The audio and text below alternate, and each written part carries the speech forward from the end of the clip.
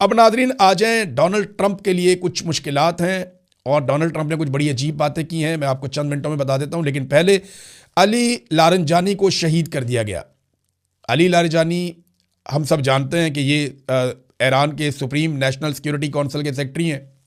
इसके अलावा ये साबिक सुप्रीम लीडर जो आयतुल्लाह खामनाई शहीद, उनके मुशीर भी रहे हैं, साबिक स्पीकर भी रहे हैं 2008 से लेके लंबे अरसे तक। और जो जौहरी मुज़ाकरात हुए थे 2005 से लेके 2007 तक दुनिया के साथ ईरान के, ये उस मुज़ाकराती टीम के चीफ भी रहे हैं। तो अली लारंजानी के बारे में ये कहा गया कि उनको और उनके बेटे को एक हमले की जद में वो आए और उसमें वो शहीद हो गए।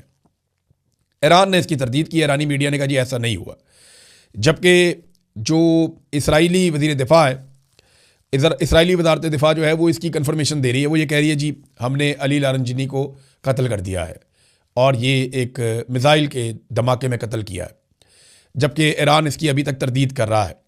और एक तहरीर भी सामने लाई गई है, लेकिन उसके ऊपर कोई डेट वगैरह नहीं लिखी हुई, लेकिन ये दावा किया गया है कि ये आज लिखी गई एक तहरीर है।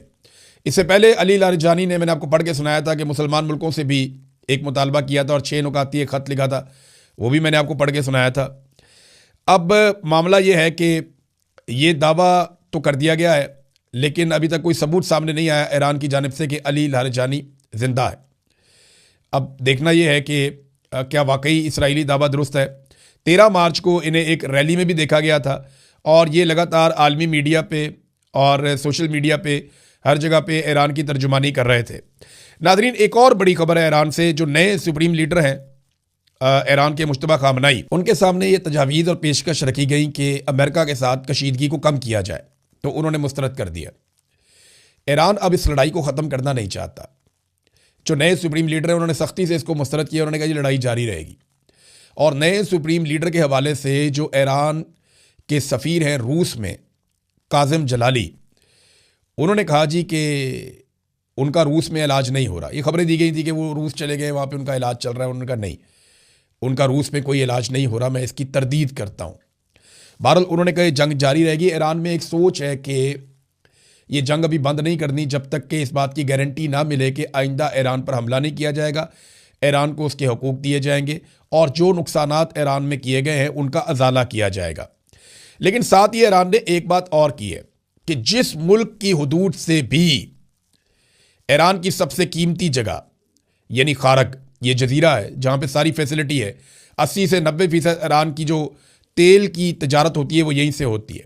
ईरान ने वार्न किया कि अगर यहाँ पे किसी भी मुल्क की हुदूद से हमला किया गया, हम जवाबन उस मुल्क की जितनी भी ऑयल तनसीबात हैं उनके ऊपर अटैक कर देंगे।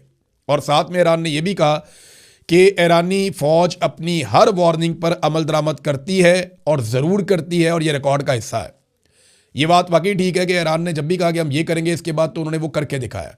लिहाजा अब ये तमाम खलीजी ममालिक के लिए चैलेंज है कि उन ममालिक की सरजमीन को खारक के ख़िलाफ़ किसी भी हमले के लिए इस्तेमाल ना किया जाए। नाज़रीन, डोनाल्ड ट्रंप ने एक और कब्ज़े का दावा कर दिया।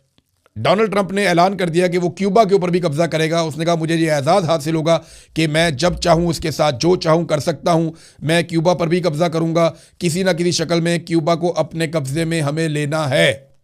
ये डोनाल्ड ट्रंप ने एक और ऐलान कर दिया। पिछली मुसीबत गले से उतरी नहीं, एक और मुसीबत आ गई। डोनाल्ड ट्रंप ने एक और बात की।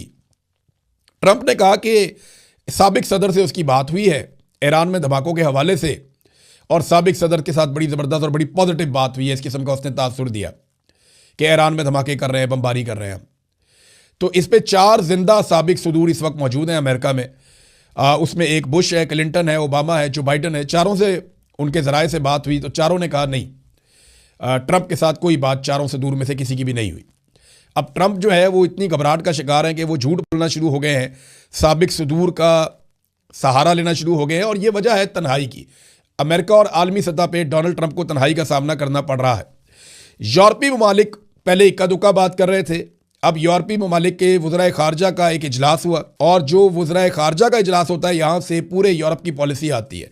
अब मजमूई तौर पर यूरोपीय यूनियन ने डोनाल्ड ट्रंप को एक झटका लगा दिया है। यूरोपीय यूनियन की सरबराह काया कालास, इन्होंने ये स्टेटमेंट दिया है कि अब वक्त आ गया है कि ईरान से मुताल्लिक जारी जंग को फौरी तौर पे ख़त्म किया जाए और साथ में इन्होंने ये भी कहा कि यूरोपीय यूनियन आबनाए हुर्मस के किसी भी ऑपरेशन में हिस्सा नहीं लेगा। खलीज फारस में फौज और फौजी जहाज ना भेजने का फैसला किया गया है। ये नाज़रीन हालात हैं। अब ट्रंप के पास एक तुर्क का पत्ता था, वो उसको बार बार इस्तेमाल करने की कोशिश करते हैं, लेकिन तुर्की उसके रास्ते में रुकावट बन जाता है।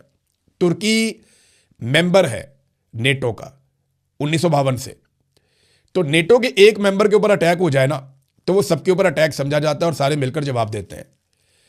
तो तुर्की के ऊपर बार बार मिसाइल भेजे जाते थे ताकि नेटो के मेंबर पे अटैक हो रहा है तो सारे मिलकर जवाब देंगे। ये आर्टिकल 5 है नेटो का। लेकिन तुर्की बार बार ये कहता है कि ये हमला हम पे ईरान नहीं कर रहा, और ईरान भी यही कहता है। लिहाजा तुर्की ने जिस तरह रिस्ट्रेंट का मुजाहरा किया है अब तक की मैं बात कर रहा हूं, उसकी वजह से नेटो ममालिक के ऊपर वो बाउंडिंग नहीं आई। यानी जो हमला किया है वो नेटो के ममालिक पे नहीं किया ईरान ने अभी तक, और तुर्की एक मुल्क है वहाँ पे करीब में, और उसको निशाना बनाया जाता है बार बार, और ये कोशिश की जाती है कि उसके ज़रिए से लड़ाई में सबको उतारा जाए, तो वो भी अभी तक कामयाब नहीं हुआ। आर्टिकल 5 को इन्वोक करने की कोशिश की जाती है। नाज़रीन, मस्जिद अक्सा जो है वो बंद है काफ़ी अरसे से, और बोर्ड ऑफ पीस में बैठे हुए तमाम रहनुमा जो डोनाल्ड ट्रंप के जूते पॉलिश करने गए उनमें अक्सर वो इस बारे में कुछ नहीं कर पा रहे। बल्कि अब अनाउंसमेंट आ गई है इसराइल से कि ईद उल फितर पे भी मस्जिद अक्सा को बंद रखा जाएगा, नहीं खोला जाएगा नमाजियों के लिए। तो अब ये उन सारों को शर्म आनी चाहिए जो लोग फ़लस्तीनी रियासत लेने के लिए गए थे, वो एक मस्जिद का दरवाज़ा नहीं खुलवा पा रहे। मस्जिद अक्सा का मामला जो है वो इंतहाई हसास है, और यहाँ पे बोर्ड ऑफ पीस में शामिल ममालिक, ख़ास तौर पे अरब ममालिक और पाकिस्तान, इन सब की ये जिम्मेदारी है कि मस्जिद अक्सा के दरवाजे खुलवाए जाएँ नमाजियों के लिए। ईद के मौके पर तो कम से कम ज़रूर होना चाहिए। नाज़रीन, जाते जाते एक छोटी सी खबर और मैं आपको दे देता हूँ। रूस और ईरान दोनों ने पाकिस्तान को ऑफ़र कर दिया। पहले ईरान ने ऑफ़र किया था सस्ता तेल, अब रशिया ने भी ऑफ़र कर दिया है सस्ता तेल। रूस के सफ़ीर हैं एल्बर्ट पी, उन्होंने कहा कि अगर पाकिस्तान ने राब्ता किया तो हम पाकिस्तान को सस्ता तेल देंगे, लेकिन पाकिस्तान तो कोई भी काम करने से पहले अमेरिका से पूछेगा, उसकी खुशनुदी देखेगा। क्योंकि इमरान खान ने पाकिस्तान का फ़ायदा देखा था तो अमेरिकन के साथ मिलकर जर्नैलों ने पाकिस्तान में रजीम चेंज ऑपरेशन कर दिया था। लिहाजा देखना यह है कि पाकिस्तान इस ऑफ़र से फ़ायदा उठाता है या नहीं उठाता। जिस अमेरिका ने इंडिया को इजाज़त दी है वो पाकिस्तान को इजाज़त देता है या नहीं देता। अब तक के लिए इतने, अपना ख्याल रखिएगा, अपने चैनल का भी। अल्लाह हाफ़िज़।